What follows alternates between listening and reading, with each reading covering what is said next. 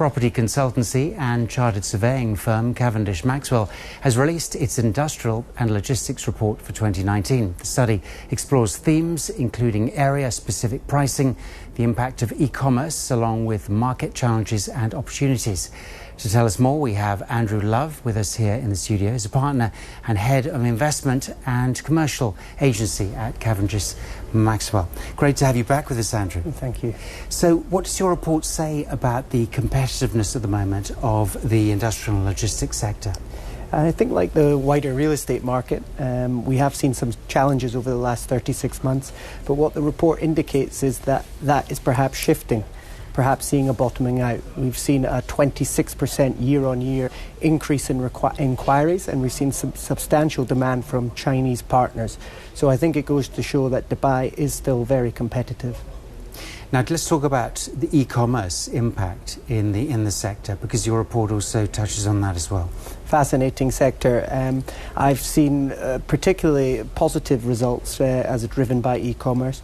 I think it's largely driven by the change in sort of consumer retail spend and a move towards online. And as a byproduct of that is that retailers need somewhere to store their goods and products to sell to consumers who are buying online. Ultimately, that has led to an increase in demand for warehousing. In the last 3 years alone, we've probably seen in excess of 2 million square foot being taken up by e-commerce and e-retailers, the likes of Noon, Amazon, Mum's World, Landmark Group. Obviously, there are some challenges in the logistics sector. Just tell us about some of those and also some of the opportunities as well. Yeah, I think the biggest challenge we probably see is outside the free zones, outside these non-bonded areas, is the quality of the warehousing itself. I think that there is still perhaps older warehousing which doesn't suit the needs of today's consumers, particularly the likes of Amazon or Noon or these e-retailers who need modern facilities with high eaves height. Perhaps their end is an opportunity for developers outside free zones to build good quality product that suits these retailers. Let's talk about direct investment. Who's investing at the moment and what opportunities are there for investors? Yeah, again, like the rest of the sector, we've seen a considerable shift and in demand, particularly from income-producing funds, REITs, private equity houses.